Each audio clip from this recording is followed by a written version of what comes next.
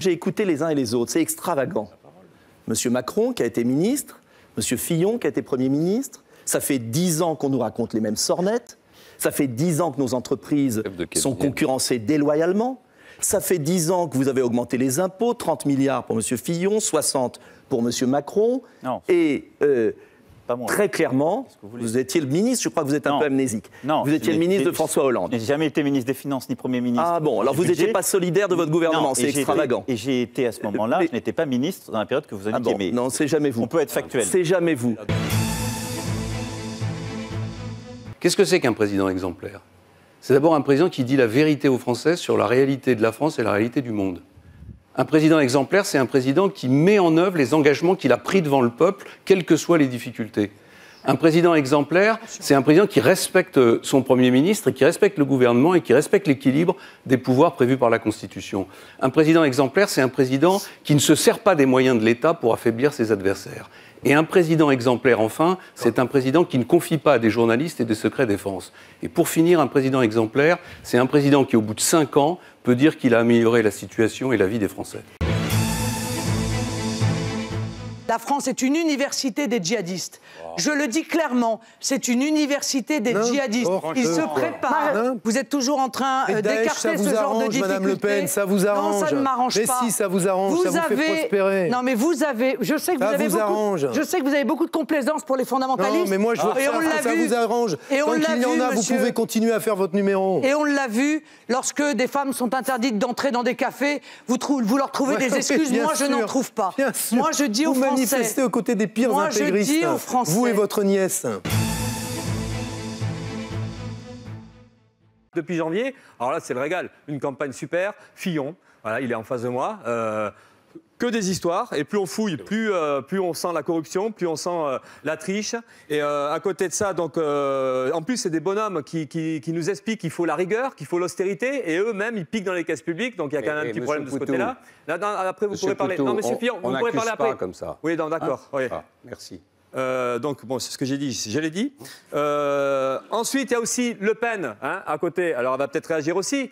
Mais Le Pen, pareil, on pique dans les caisses publiques. Alors là, c'est pas ici, c'est l'Europe. Alors l'Europe, pour quelqu'un qui est anti-européen, ça ne gêne pas de piquer de l'argent de l'Europe.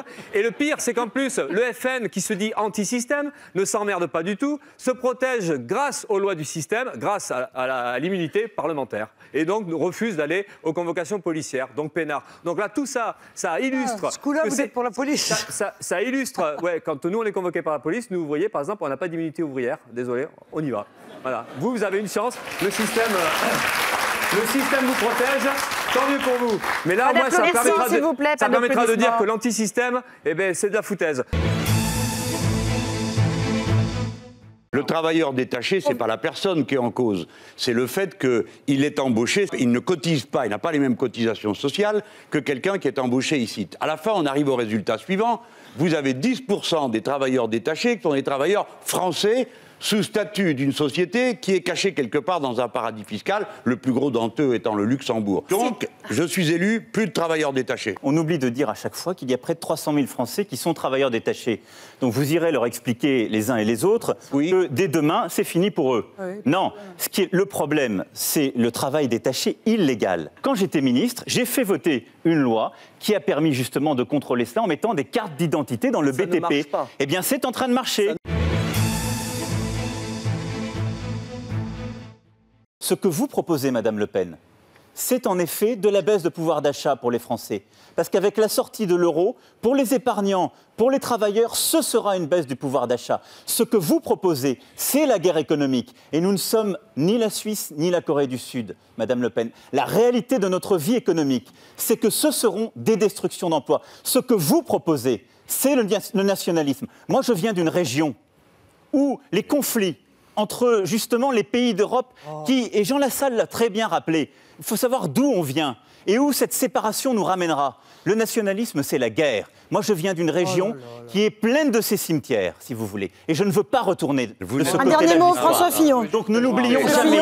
N'oublions pas de quel côté nous venons. Monsieur Fillon, vous répondrez, Madame Le Pen. Ça fait 70 ans, Madame Le Pen. Monsieur Fillon, on ne se présente pas comme la nouveauté quand on ressort des vieilles badernes qui ont au moins 50 ans. Mais Madame Le Pen, vous ressortez... François Fillon. Madame Le Pen, vous ressortez, pardon de vous le dire, mais mais les mensonges qu'on entend depuis 40 ans et qu'on entendait dans la bouche de votre père.